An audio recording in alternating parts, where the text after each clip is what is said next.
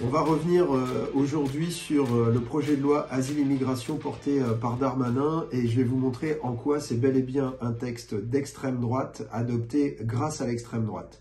Avant de revenir sur le contenu, je vais revenir sur ce qui s'est passé ce mardi en hémicycle et sur la période d'avant, sur la semaine d'avant. Il faut se souvenir que le Rassemblement national, le lundi précédent, avait voté la motion de rejet que le groupe écologiste avait portée en hémicycle. Donc ça veut dire que le groupe RN était prédisposé à voter contre le texte de Darmanin.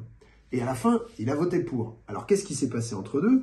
Eh bien, il s'est passé la fameuse CMP, la commission mixte paritaire, dans laquelle le gouvernement directement a magouillé avec les députés et les sénateurs, les républicains, pour aboutir au final à un texte tellement d'extrême droite dans son contenu qu'il a plu au Rassemblement national qui a décidé de le voter, et ce qui a entraîné à l'inverse le fait que 25% des députés de la majorité relative, de la majorité de la minorité présidentielle, a renoncé à soutenir le texte.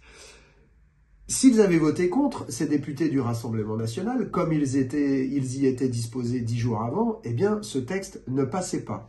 Donc c'est très clairement un texte d'extrême droite adopté grâce à l'extrême droite. On se souvient que Darmanin, dans un duel sur un plateau télé, avait jugé Marine Le Pen trop molle. Visiblement, la réciproque n'est pas vraie. La suite d'ailleurs est assez cocasse, si on pouvait utiliser ce mot tant les faits sont graves, et rocambolesque. Puisque là, on apprend que le président de la République, Emmanuel Macron, va saisir le Conseil constitutionnel parce que certaines des dispositions adoptées dans le texte, Elisabeth Borne déclare déjà qu'elles sont contraires à la Constitution. Bon. Et dans le même temps, Emmanuel Macron a déjà fait cette promesse aux Républicains qu'il allait revoir l'aide médicale d'État parce que là, il ne pouvait pas le mettre quand même dans ce texte. Donc, c'est ni fait ni à faire et tout ce qu'on sait, c'est que c'est un texte lepéniste. Quand je dis lepéniste, c'est au sens de Marine Le Pen, mais c'est au sens de Jean-Marie Le Pen, puisque maintenant on va rentrer dans le contenu et on va voir qu'on y retrouve en fait tous les poncifs lepénistes qui sont qu'on essaye de nous faire gober depuis 50 ans environ. On a dans ce texte la préférence nationale, la déchéance de nationalité, la fin du droit du sol automatique, des quotas migratoires, la restriction du regroupement familial, un durcissement de l'accueil des étudiants étrangers ou encore la restriction de l'accès au titre de séjour pour les étrangers malades. C'est-à-dire tout ce que le Rassemblement national et avant lui le Front national avec Jean-Marie Le Pen essaye de nous faire gober depuis 50 ans, on le retrouve dans le texte. Alors on nous dit que c'était attendu par les Français. D'abord non, ça a été rejeté par les Français et pas plus tard qu'en 2022, je rappelle qu'on s'est quand même retrouvé avec un second tour des élections présidentielles qui opposait Emmanuel Macron à Marine Le Pen. Donc si une majorité de Français avait souhaité, il y a seulement 18 mois, que le programme de Marine Le Pen ne s'applique, et en particulier sur l'immigration, qui est le cœur de son programme, c'est tout ce qu'elle a à dire, on le voit bien en hémicycle tous les jours, ils l'auraient choisi elle. Or, ils ont choisi en majorité Emmanuel Macron, précisément pour faire barrage à Marine Le Pen. Donc là, on a vraiment, une trahison, mais sans commune mesure avec ce qui s'est fait jusqu'ici de la part du président de la République. Alors on nous cite effectivement les sondages d'opinion, mais comment ça pourrait être différent dans les sondages quand depuis un an maintenant, sur toutes les chaînes de télé, les membres du gouvernement et Darmanin en premier nous abreuvent aussi continuellement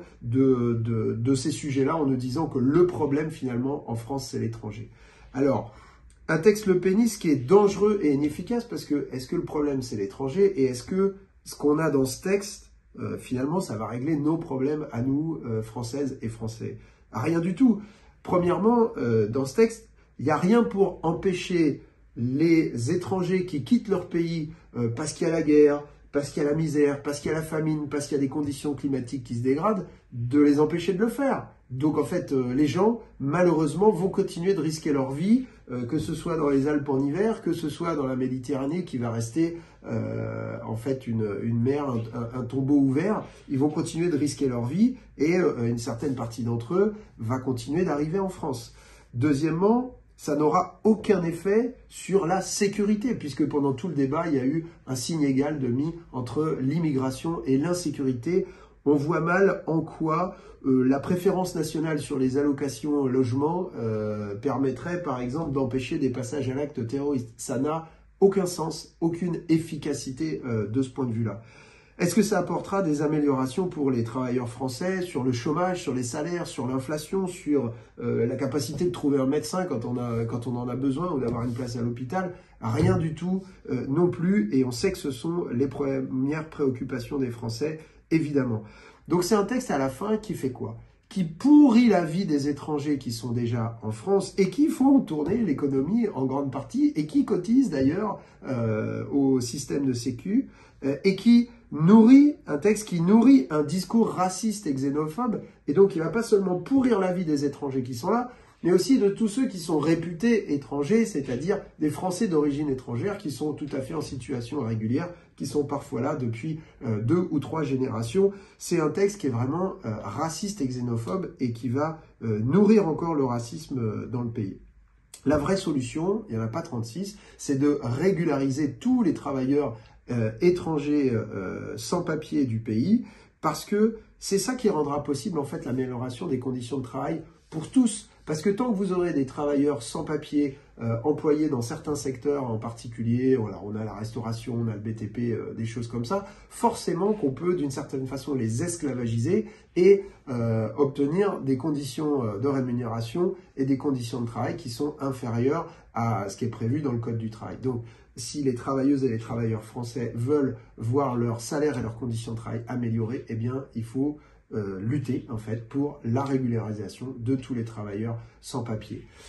Voilà, l'année 2023 se termine sur cette note très inquiétante, puisque maintenant, on nous a fait le coup depuis plusieurs mois de l'arc républicain. On voit que c'est l'arc réactionnaire qui va de la Macronie jusqu'au Rassemblement national.